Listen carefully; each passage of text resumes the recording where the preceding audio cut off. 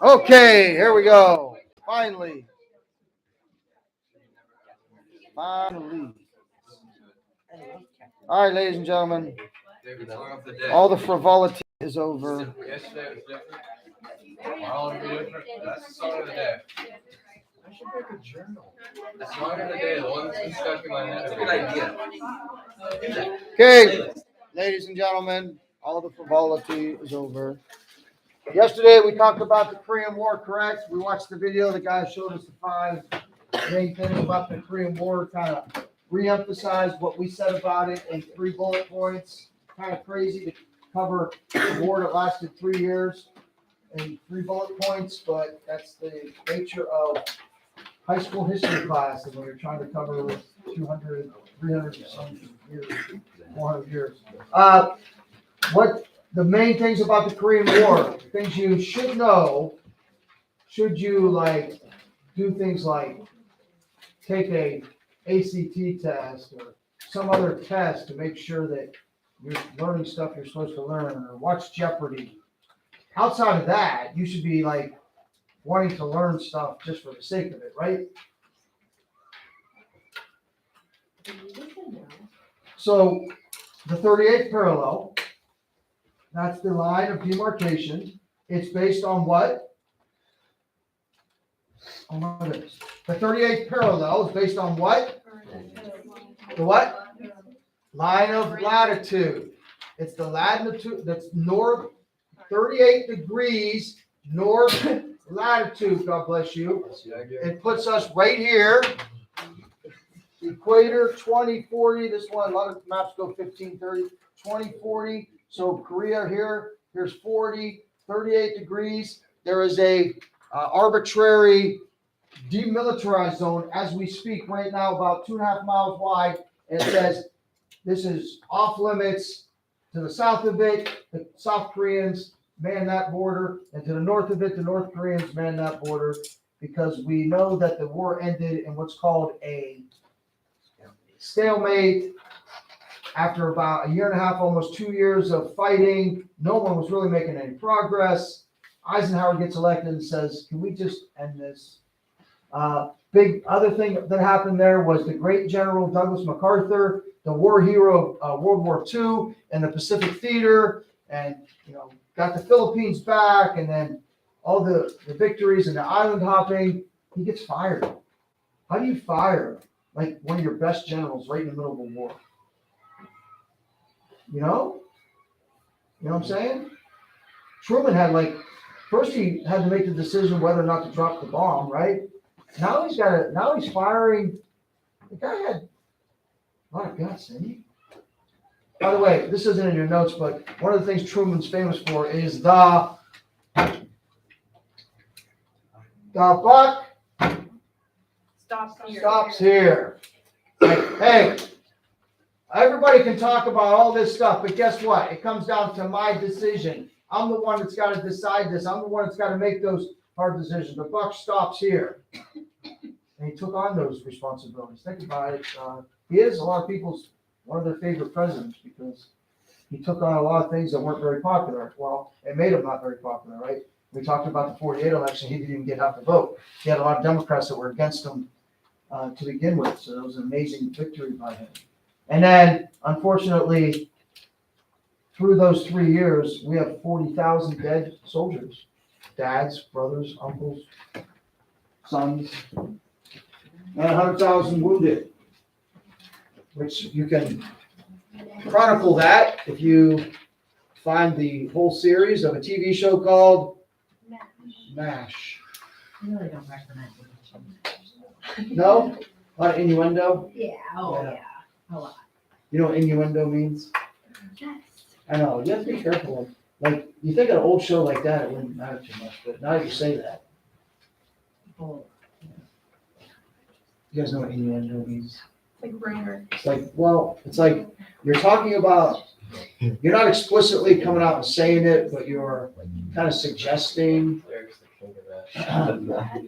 Who is? Derek. No. He's a master. He's the master. Derek. Uh-huh. Isaac's called saying Derek's the king of that. Yeah. Did you ever hear the saying, the pot calling the kettle black? Is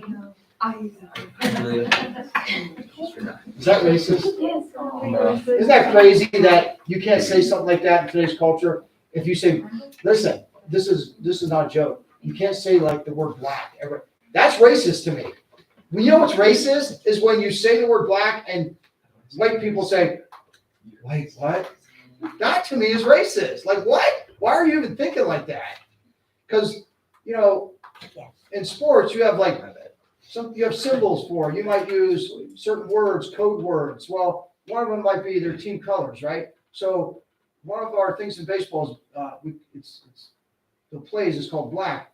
And the students were the players were actually concerned that what if we play a team that has blacks on it? What? How would you even think that way? That you're calling a color of a play black or white or whatever. To me, that's racist thinking. That you would even think that way. You picking up what I'm laying down, McKenna? Anyway, so Mrs. Tosh says, you know, while MASH is kind of like showing the Korean War and violence and that, they also have innuendo, and it's usually a relative nature, SEX nature kind of innuendo. Like they're not really coming out and saying it, but they're talking about it. All right, we watched that video, right? Yeah. We talked about Rosenbergs, and that's where we ended. We talked about the fact that there was such a, what did I have up here yesterday? Who's got that photographic memory that can tell me what was written right there? 2 words. Red Scare, very good. And who's got that photographic memory that can tell me the acronym for the congressional hearings? Yeah? House of Un-American Activities. Nice. That's a big thing that's going on as we go from Truman to Eisenhower. We're in the Cold War. There is a fear of communist spreading. That's why we went to South Korea. We went to South Korea to help them defeat the North Koreans because, hey, what happens if they take South Korea? What's next? Vietnam? What's next? Right? So Truman said in his Truman Doctrine, we're going to help to stop spreading of communism everywhere. Well, in America, then it was high alert time. We don't want communism in America. So when we find out that these people were not just accused, not just like, hey, because the House Un-American Activities Committee, that was more of a, are you sure you're not a communist? And then they start asking you a bunch of, like, you had to, how's American justice? You are innocent until, well, when they did this committee in the Congress, it was almost like you had to prove you were innocent. Like you were guilty and you had to prove yourself innocent. They would interrogate these people and ask them like try to follow the dots and say, well, do you know this person? Or have you ever heard that? Try to get people to rat each other out because it was that fearful. 70 years later, we're acting like it's comparing the two systems and acting like they're like almost equal. What? There was a reason that there was a Red Scare. I'm not saying that the way it was handled was good, but there was a reason. Communism's evil. It always has been. We've got 170 years of evidence to show us what happens with communism. What's going on right now in the world? What's that all based on? Who's the public enemy number 1 in the world right now? Hello, what's his name? You guys don't know his name? Vladimir Putin. Why is he public enemy number 1? Who's he the leader of? Russia / Soviet Union that he's trying to reconfigure. And he's what kind of leader? What's his political and economic philosophy? Communist. He's a Bolshevik from old days. He wants to reconstitute that. That's the kind of leadership you get, the dictatorial power that he thinks that he should have, not over just Russia. He wants it back like he had it over Lithuania, Latvia, Estonia, Ukraine, Georgia, all those places that used to be. He thinks that's rightfully his. In fact, the last thing I saw in the news blurb this morning as I'm getting ready is, he's calling Ukrainians traitors. Well, why would you be a traitor? Because you're going against Russia. Well, you're not Russia. Yes, you are, right? So in his mind, it's all rightly Russia. So you're a traitor if you're a Ukrainian going against the invasion of Ukraine. What? Wouldn't you be a traitor if you were helping the invasion of Ukraine? But no, that's the way we would think of it because they're a sovereign country. He doesn't see it that way. So, communism, big thing. Truman. The last big thing that happens in the Truman presidency, because now we're at 1952, so the next election's coming up. By the way, Truman has already decided at this point he's not going to run for another election. 1952 in the summer, the steelworkers decide they're going to go on strike. What? We're in the middle of a war. You can't go on strike when we're in the middle of a war. What are you talking about? The steel industry was the backbone of industrial production in America. By the way, as you're writing that, you probably know, I hope you know, that the city of Youngstown, that kind of like has been in severe decline for 50 years. In 1952, Youngstown was booming. This area from Cleveland to Youngstown to Pittsburgh, booming. I mean, not just doing well, really booming with steel. You can't go on strike. The labor were demanding better wages, better working conditions. The owners of the steel industry were like, we're not giving in. So Truman says, you know what? This can't happen. They cannot go on strike. So I'm going to send my Department of Labor. We're going to go in. We're going to take over the steel industry because it has to happen. We're in a crisis. We can't stop steel production in America. So I'm going to send the federal government in there and we're going to take it over and we're going to resolve this. What? America, the government, going to take over a business, a whole industry? Is that American? Is that American that the federal government takes over a whole industry? That sounds like that's what communist countries do. That's what it is. They control the factors of production. The Supreme Court says, nay. We can't. He did it, but then it goes to court, and the Supreme Court said that is unconstitutional, praise the Lord, that the federal government cannot just come in, they don't like the situation. So it would be good if Truman, as a leader, would bring the people to the negotiating table, right? But to take it over, much different story. Unconstitutional. So the last thing about Truman is this. This is interesting in the times that you're growing up in, because before the virus and before the war in Ukraine, this was like the hottest topic in the country. Not just immigration, but what's the word that goes in front of that? It's a hot issue. Illegal immigration, right? So what is America to do about the immigration when people are coming in without going through the process? Like when my ancestors came here and many of yours, mine from Germany or Ireland, they would have checked in at Ellis Island, right? They would have gone through that process that we showed you that happened before, and then they would be take an oath and they would be citizens. Well, that's not the case right now. There's people coming across the border and Texas, New Mexico, Arizona, and California that aren't going through that process. What do we do with that? If we're not knowing who's coming into the country, then we don't know who's coming into the country. I know that sounds dumb, but here, listen to what I'm saying. If we're not finding out who's coming into the country, then we don't know who's coming into the country. So what happened 21 years ago? On September 11th, 21 years ago, what happened? Anybody? Nobody knows? What happened on September 11th, 2001? What's that? Okay. And we knew those people were in the country. They had visas. We didn't know, we didn't track everything they were doing. In hindsight, we went back and said, oh, they were taking flight lessons. Who knew? Why were they taking flight lessons? So we went back and backtracked and found out what they were up to, but think about it.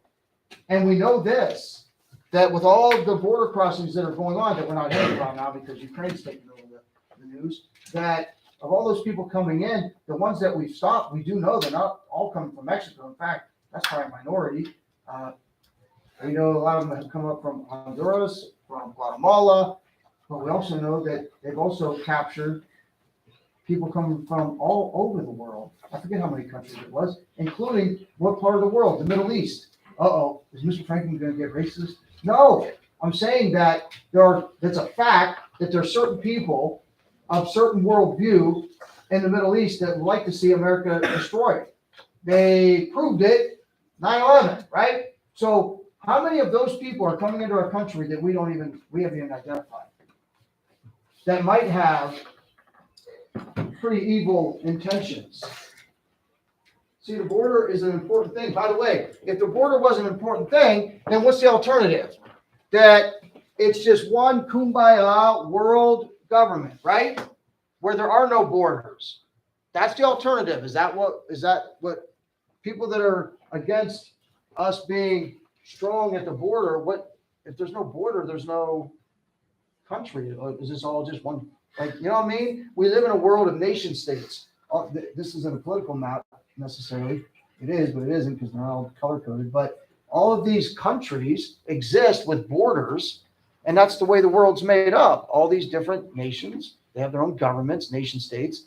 So they all have laws about their borders. Think about if they didn't, right? What would be the point of even having borders? So America has always had laws about who can come into their country. When our ancestors came in, hey, there were quotas. You know what a quota is? You can only have up to this much. Like we have a quota of 100 people can register for this conference or whatever. You can't go over 100. So we've always had that kind of system. A certain percentage of Germans, a certain percentage of Italians. And that way we maintain balance. We screen people. Hey, are you coming to America because you love America? Will you take an oath that you want to be an American citizen and you wouldn't do anything to go against our American way? You come in, you assimilate into our culture. That's what made America great. There's a lot of different ideas and different people, and that's all great, but they come in and they assimilate into our culture. Is that what everybody wants to do? Well, we do our best to screen them, give them the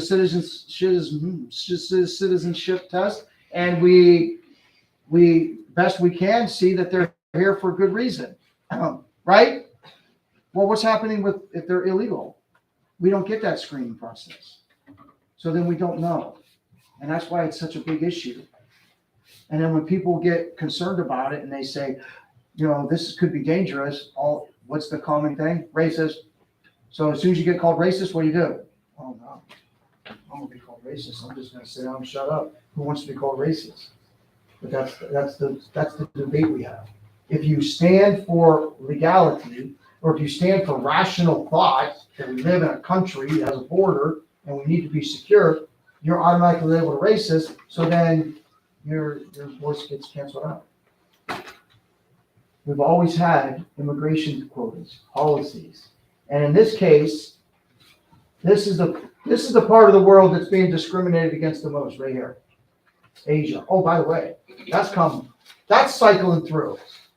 Wasn't there a big thing last year? Hashtag Asian hate. Everybody see that stuff on social media, right? And it's still happening. By the way, I just saw a thing on. I hate to always talk about bad news, but did you see it? Mm-hmm. I can't. I almost want to cry. They got there's cameras everywhere. When are people going to realize that there's cameras everywhere? All these criminals. You know what I'm saying? So I think the lady's about to get onto an elevator. And it's like 67 years old Asian lady. And all we know at this point is she's Asian. So I guess that means she needs to get beaten up. This big guy comes in. It's awful. Anyway, the discrimination back then was against Asian people. So this opened up more access to come into America from Japan, China. But even then, their quotas remained very low. You might or might not know, at one time, Irish people were very discriminated against. Italian people were very discriminated against. People have a tendency to discriminate people that aren't like them, right? Right? So it could be black, white, from the east, whatever. We tend to do that. Not you and I, of course. People generally tend to do that. I mean, even in a school setting. Think about it. Think about what might happen in a school community, even ours. Certain people get ostracized, discriminated against because they're not like the others. Isn't it true? At a micro level, you're not part of our group. Isn't that awful? I hope you think that's awful. Like we're gonna not just discriminate against, but treat people differently or harshly because they're not like us. I think we had a big lecture on that last year, didn't we? Oh, yeah. Because we lose, that Hartman would ever lose a student because he or she's not like us and they don't fit in. Why? Anyway, their quota remains very low. That's Truman. Guess who's next? Eisenhower, right. I like Ike. Ike is his nickname. So now we transition to a whole new presentation. The presidency of Dwight David Eisenhower. You notice how some have the middle initial and some don't? Like Harry S. Truman. Republican, 1953 to 1961.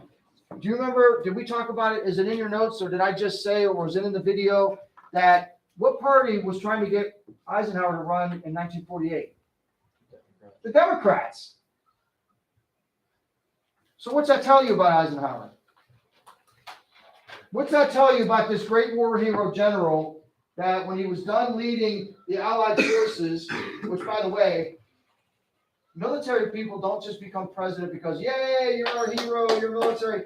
It's also because if you're a general he was the general of all of the Allied forces, right? He put together the strategy. He was in charge of the whole battle implementation. That guy probably knows how to run things, right? So it isn't just that they're war heroes, like any war hero. It's a person like Eisenhower who's got those executive skills. So what does that tell us about him, though? If after the war he was sought after, very popular, what's that tell about his political views? People didn't really know, did they? Like, hey, I wonder if he would run for president as a Democrat. I wonder if he would run for president as a Republican. Obviously, they weren't sure about where he stood politically. They just knew he was a great leader. So imagine this. Imagine the situation if you were like, hey, we want Eisenhower to run for president, and you're a Democrat in 1948, right? How would you be able to in 1952 say, oh, that Eisenhower, he's terrible, right? You couldn't do that for real. So I guess Eisenhower weighed the issues. He's looked at America and he said, well, if I had to choose a party, and he said, I guess the Republicans are more in line with my way of thinking. So he runs, and what do you think the election's going to be described as? Landslide, right? Who was this guy? I like Ike. That's all that's in your notes, but what's that note indicate? He was very popular, right? Buttons all over the place, posters. I like Ike. Has a nice rhyme to it. Nice. What a simple campaign slogan. I like Ike. Who does it? It's like Nike. If I could be like Mike. You guys don't know that one? That was the popular 1980s commercial. If I could be like Mike. Nike. Of course you're going to buy Nike shoes. Speaking of discrimination, man, when I was in school, if you went to school and you didn't have your Nike Jordans, you were not part of the cool club. Actually, just like that. To be fair, I was in college. I still have the high school mentality. After World War II heroics, he becomes U.S. Army Chief of Staff. What else would he do, right? Who's gonna be, even though we're not in war anymore, who's gonna be the head of all of the U.S. Army? By the way, Chief of Staff is a position that you don't really hear about much, but it's a very important position. You've got your president, commander in chief, you've got the Secretary of Defense, you got Secretary of the Navy, a Secretary of the Army. But above those people, you've got chiefs of staff. The Army, Navy, Air Force, Marines, they all got one person that's below the president, of course, the head of all of those. So that's Eisenhower. He's also very popular in that he becomes president of Columbia University. Why? Who else would you want to run your university? A huge organization like that, a very prestigious organization. Columbia is part of that group of colleges known as Ivy League, right? So for 100 years or so, the Ivy Leagues had very high status, very prestigious universities in America. They've lost a little bit of that prestige, but they're still considered top universities. Remember NATO? What's this stand for, Riley? North Atlantic Treaty Organization. Who else is going to be the leader of that? I mean, if the guy could lead all of the Allied troops in wartime, he could certainly be the leader of this new alliance.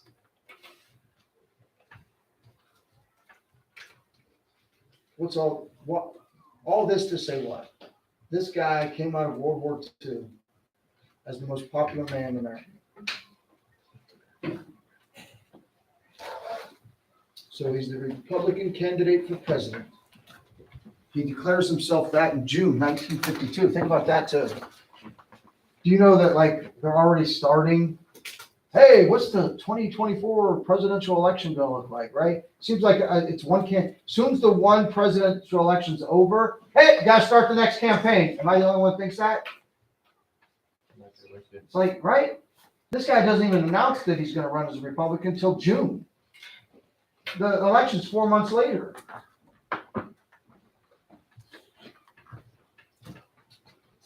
What about that election? How about that airline food?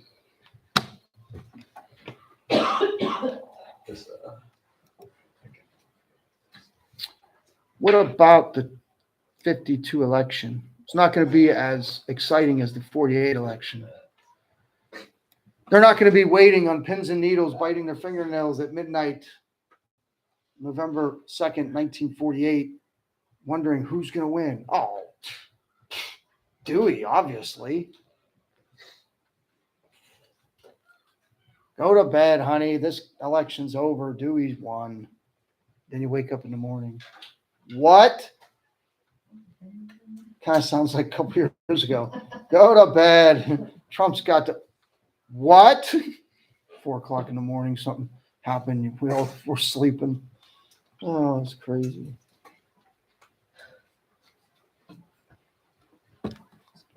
So here's a little snippet about the 52 election. Of course, we're in the middle of the Cold War. Of course, we talked about this House Un-American Activities Committee. The name attached to that committee was the chairman of that committee. His name was Joseph McCarthy. We'll talk about him more if we get to it today or if not tomorrow. The idea there was we are going to root out anyone that is a communist sympathizer. They go on a, what's in quotes there? Witch hunt. What is a witch hunt? Witch hunt is a phrase we use that goes back to the Salem witch trials that says you are not innocent until proven guilty. You're guilty until you prove yourself innocent. So when you hear that phrase, that's what's implied by that. What's going on here? You're saying I'm guilty. I'm supposed to be innocent until proven guilty. That's why Trump constantly used that phrase over his presidency when they kept trying to come up with things to say that he should be kicked out of office. And of course, they failed over and over and over again. Ends up, none of it was true, but that's why it's called a witch hunt, because we're trying to tell everybody with the media and the Democrats that he's definitely guilty, and like he had to prove himself innocent. So that's what's going on with the commies, or anyone that's suspected of being associated with the commies in 1952. Oh, also, Truman decided he wasn't even running again. So Eisenhower's going to run against a guy named Adlai Stevenson. Truman doesn't. Wait a minute. Oh, that amendment wasn't passed yet. Remember, FDR was the first president to serve more than 2 terms, to have the audacity to run for a 3rd term and then a 4th term. So that amendment's not passed yet, is it? Could Truman have run again if he wanted? He could have. How many years can you be president? Hello, we have a quick announcement. Mrs. Essenwine's all-around Ohio mini-term must meet in the library today during activity period. If you're a part of that group, that's where you need to go. Have fun. How many years are you allowed to be president of the United States? 8. Nope. Over this. 10. 2 terms. Remember, they had in there, let's say that the president, you're vice president, you assume the presidency, as long as it's not more than 2 years, then you can serve 2 more terms. Truman served almost the whole 4th term of Roosevelt. And then he served his own term, 1948. Oh. According to the amendment, could he run in 52? How? If he served another 4 years, that would be almost 12. So constitutionally, if the amendment was passed, he wouldn't have been able to run. So he decides not to run, and that leads to, do you blame Truman for not running again? I mean, the guy's been kind of put through the ringer and not very popular. He keeps doing things that are bold. The buck stops here. I'm sorry, this is a decision I got to make. Who would drop an atomic bomb on the city and kill? He had to make that decision. He had to deal with the labor strike. He had to deal with all of these things, and I don't blame him. He's probably like, I've had it. Indeed, it was a landslide. Interesting.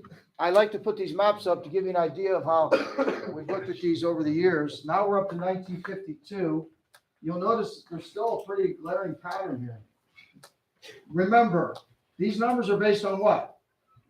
Population. How do we arrive at the electoral status of each state? It's based on the number of people that live in that state. That's how we get our congressmen, right? Only 10? There's 2.5 times more people living in Ohio than Florida, all the way up to 1952. If you were to ask people in the middle of the winter in Ohio, where would you like to live? What would be the top 3 states they would say? Florida, Texas. Florida, Texas, maybe. You ever hear this one used a lot, right? Those are very popular. Like, yeah, if I could live somewhere. Look, 4. Remember, Arizona and Nevada and Southern California is considered what kind of geographic desert? So how widespread was this thing we call central air conditioning in 1952? Like, hey, wouldn't it be great to live in Arizona? Yeah, unless you live there without air conditioning. Anybody ever been to Arizona? Anybody been to Arizona in the summer?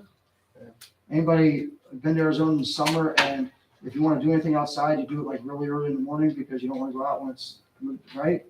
I haven't been to Arizona, and I've been through Arizona, but I've been to Louisiana where the humidity's worse. Like, you can't even, you go outside, it's ridiculous. It's suffocating almost. Who could live there without air conditioning? Anyway, notice the other thing about this. What's this here? The South, right? Why is everything red? This region, industrial region, farm region, growing west region. Why are they all voting for Eisenhower, but these people aren't? What's going on there? Come on, you know. It's still going on. Let's just say it. Racism. Think about it. What else could have come for it? You got the most popular man in America. And he still couldn't win these people's hearts because they're still fighting the Civil War. Still